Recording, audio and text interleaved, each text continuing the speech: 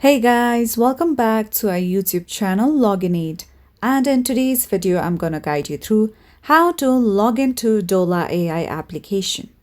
So first of all, launch Dola AI application. Now once you come to the app's interface, you'll see various options you could log in through. You could continue with Google, continue using your phone number, and also continue with your Facebook account. So for now, I'm going to tap with continue with phone.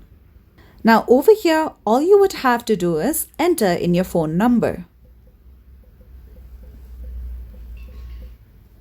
Then tap on the option of next. Copy the code once you get it on your notifications. With that, you will successfully be able to log in to your Dola AI account. So that's all for today's video, and at last, don't forget to subscribe to our YouTube channel.